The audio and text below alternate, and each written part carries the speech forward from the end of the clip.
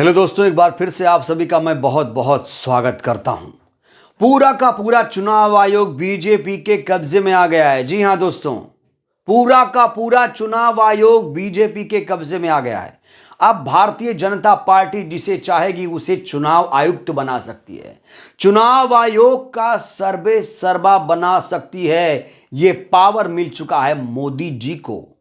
अब मोदी जी जिसे चाहेंगे उसे चुनाव आयुक्त बना सकते हैं, चुनाव आयोग का मुखिया बना सकते हैं। अभी कुछ लोग हो हल्ला कर रहे थे ईवीएम। अब ईवीएम को छोड़ दीजिए, ईवीएम तो बहुत छोटी चीज हो गई। अब तो कहा जा रहा है कि चुनाव आयुक्त ही निष्पक्ष तरीके से नहीं नियुक्त किया जा रहा है। तो चलिए दोस्तों, विस्तार से इस खबर पर चर्चा करते हैं। वाकया मार्च 2023 का है, जब सुप्रीम कोर्ट की तरफ से केंद्र सरकार को यह आदेश दिया गया था कि आप चुनाव आयुक्त की नियुक्ति के लिए एक समिति बनाइए। उस समिति में 3 लोगों को रखा गया था, एक प्रधानमंत्री, दूसरे लोकसभा में विपक्ष के नेता और तीसरे CJI यानी chief justice of India, supreme court के मुखिया आप ये कह सकते हैं। तो इन 3 लोगों को मिलाकर चुनाव आयुक्त की नियुक्ति करनी थी। चुनाव आयोग में 3 महत्वपूर्ण लोग, 2 चुनाव आयुक्त और एक मुख्य चुनाव आयुक्त। इन्हीं की नियुक्ति के लिए जो बिल था वो बिल अब कानून बन गया है। तो दोस्तों, सुप्रीम कोर्ट के आदेश को, निर्देश को धता बताते हुए सरकार जो कानून लेकर आई है, जानते हैं उस कानून में हुआ क्या है? उस कानून में कहा जा रहा है कि सुप्रीम कोर्ट के आदेशों की अवहेलना की गई है। सुप्रीम कोर्ट ने कहा था कुछ इस तरह से बनाइए कि चुनाव आयोग में पारदर्शिता, निष्पक्षता बनी रहे। अब बिल के बारे में समझिए, कानून के बारे में समझिए। अभी तो यह बिल था, लेकिन अब यह कानून बन गया क्योंकि आदिवासी राष्ट्रपति मुर्मू साहिबा ने इस बिल पर दस्तखत कर दिया। और किसी बिल पर जो लोकसभा राज्यसभा से पास हो चुका है उस पर राष्ट्रपति का दस्तखत हो जाए तो समझ लीजिए कि वो जो बिल है वो कानून बन चुका है। तो इसीलिए विपक्ष की तमाम पार्टियां कह रही हैं कि चुनाव आयोग अब बीजेपी के कब्जे में आ गया है। कैसे समझिए, पहले इसे समझिए। देखिए दोस्तों, अब जो समिति सरकार की तरफ से बनाई गई है उस समिति में 3 लोग रहेंगे, लोकसभा में विपक्ष के नेता, प्रधानमंत्री और मंत्री, कैबिनेट मंत्री। सरकार से 2 लोग, एक विपक्ष की तरफ से। अब सोचिए, ये जो नियुक्ति होगी क्या ये निष्पक्ष होगी? इसका जवाब है नहीं होगी। सरकार के लोग जैसा चाहेंगे वैसा ही करेंगे। वो जिसे चाहेंगे उसे चुनाव आयुक्त बना सकते हैं। इसीलिए सरकार की निष्पक्षता पर, कार्यशैली पर सवाल खड़े हो रहे हैं। अभी तो ईवीएम हैक करने का, ईवीएम पर धांधली करने का आरोप लग रहा था चुनाव आयोग पर, सरकार पर, लेकिन अब यहां से पूरा का पूरा माहौल बदल दिया गया। कहा जा रहा है कि 2024 चुनाव में बहुत बड़ा खेला होगा और इसीलिए सरकार ये कानून, ये बिल लेकर आई है।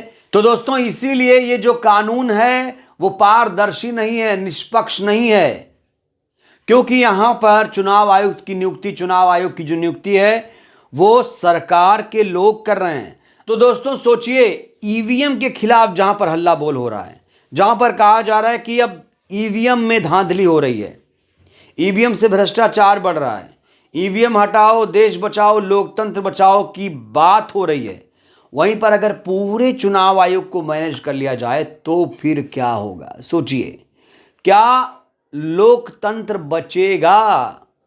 मीडिया तो वैसे ही निष्पक्ष नहीं रहा, लोकतंत्र का चौथा स्तंभ। अब तमाम संवैधानिक संस्थाएं भी स्वतंत्र काम नहीं कर पाएंगी, ऐसे आरोप भी लग रहे हैं। अभी हाल ही में आपको पता होगा कि इंडिया गठबंधन की तरफ से ईवीएम को लेकर एक ज्ञापन चुनाव आयोग को दिया गया था।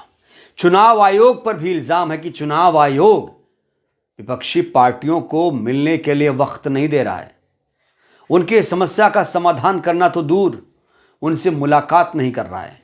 चुनाव आयोग बिल्कुल सरकार का पिट्ठू बन चुका है, कठपुतली बन चुका है, ऐसे आरोप लग रहे थे। लेकिन अब तो चुनाव आयोग गोदी आयोग बन जाएगा। जी हां दोस्तों, गोदी आयोग बन जाएगा, ऐसे भी इल्जाम लगाए जा रहे हैं। आप जनता हैं, आप समझदार हैं, कम कहना ज्यादा समझना, आप लोग समझदार हैं। जब नियुक्ति गलत तरीके से होगी तो उसका अंजाम क्या होगा, आप इससे वाकिफ हैं। 2024 का चुनाव आने वाला है।